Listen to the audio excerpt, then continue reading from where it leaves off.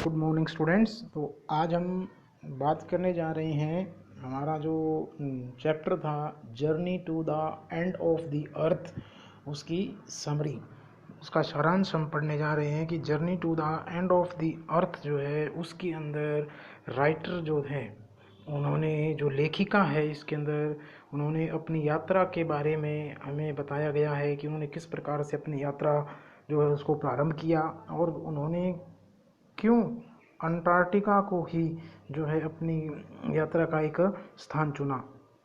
तो इसके अंदर वो सभी रीजंस हमें पता चलेंगे जिसके कारण जो लेखिका थी उसने अंटार्कटिका को अपने एक कह सकते हैं कि प्रयोग के लिए एक स्थान उसने उसको चुना है।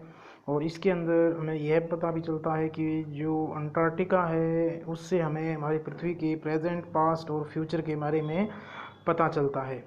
तो देखो, journey to the end of the earth summary will help you learn all about this travelogue in detail. Journey to the end of the earth का जो सारांश है, इससे हमें क्या मिलेगी? सहायता मिलेगी कि हम उन सभी चीज़ों के बारे में जान सकते हैं, और वो भी किसके अंदर? डिटेल के अंदर।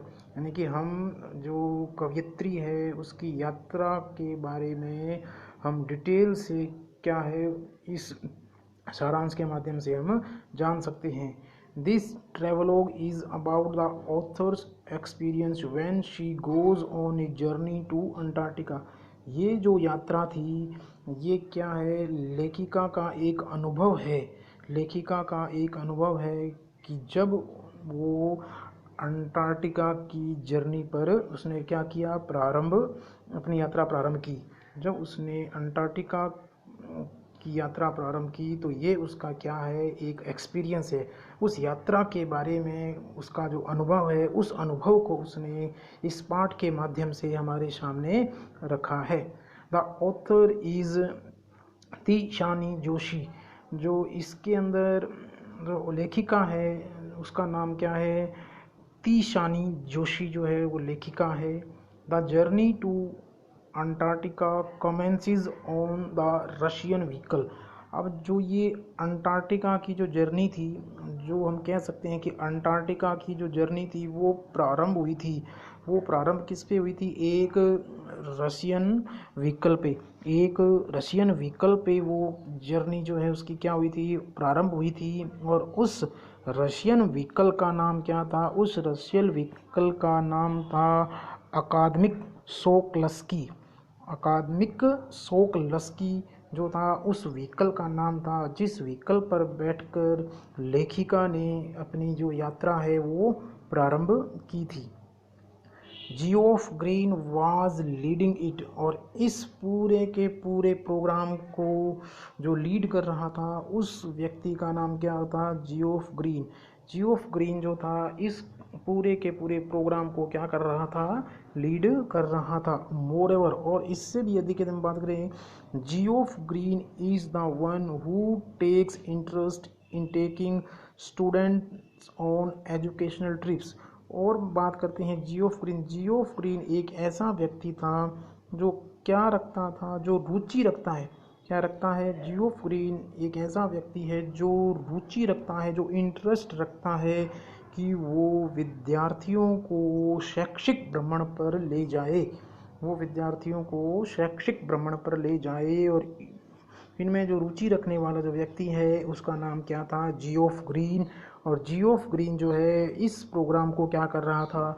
लीड कर रहा था। और उस प्रोग्राम का नाम क्या था? Student on ice. Through this helps them discover the end of the अर्थ।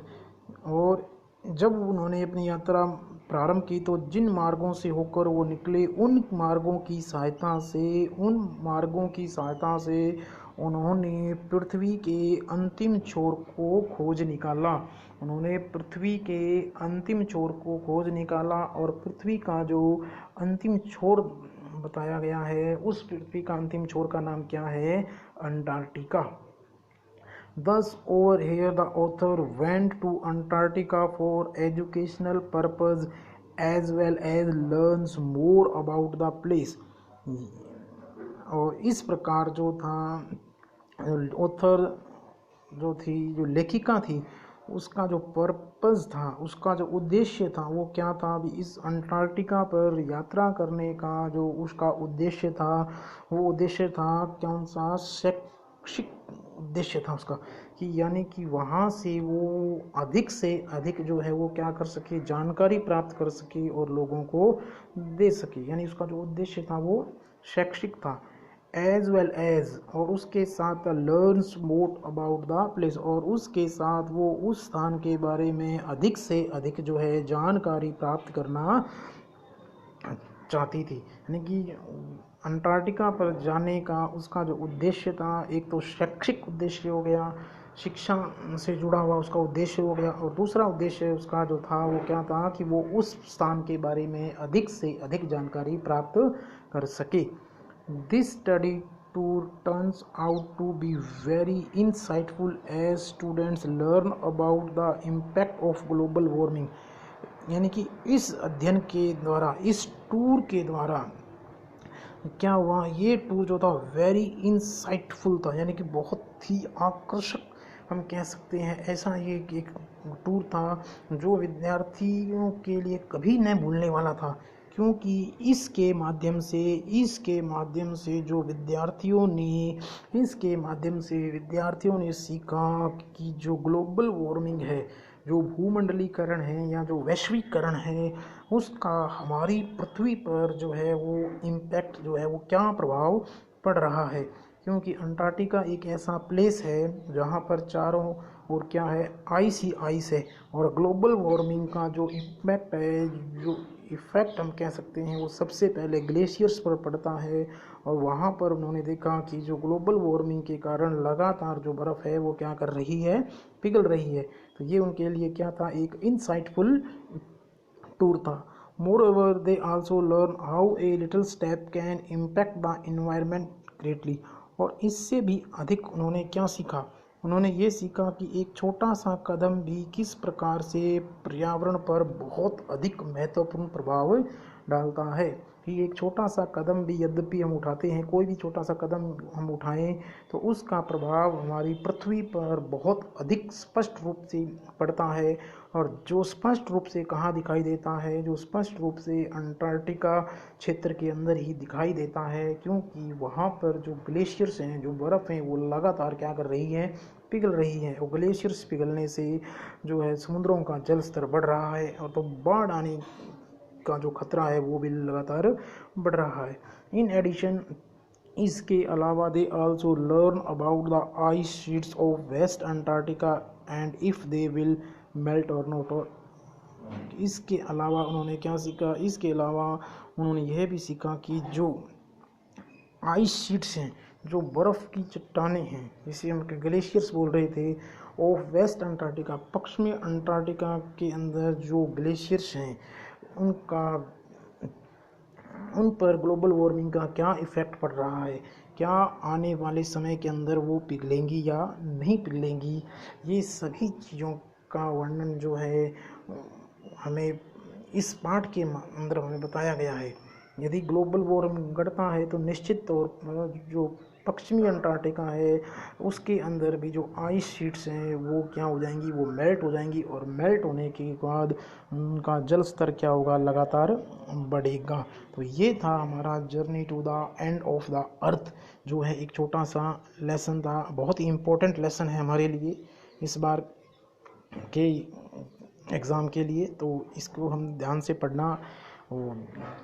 अच्छा लेसन है। और पृथ्वी की अंतिम छोर की यात्रा जो है उसमें बताया गया है, क्योंकि जो है हमें सबसे पहले इसका जो प्रभाव है, किसका? ग्लोबल वार्मिंग का प्रभाव वो हमें कहाँ दिखाई देता है? वो हमें अंटार्कटिका क्षेत्र, अंटार्कटिका जो रीजन है उसके अंदर ही वो दिखाई देता है, क्योंकि वहाँ जो बर्फ़ है वो स्पष्ट रूप से हम मेल्ट होते हुए देख सकते हैं। यही कारण था कि हमने पृथ्वी के प्रेजेंट, पास्ट और फ्यूचर के बारे में अंटार्कटिका से बेटर प्लेस और कोई नहीं है। ये किसने कहा है? ये इस पाठ के अंदर जो लेखिका है उसने हमें बताया है। Thank you.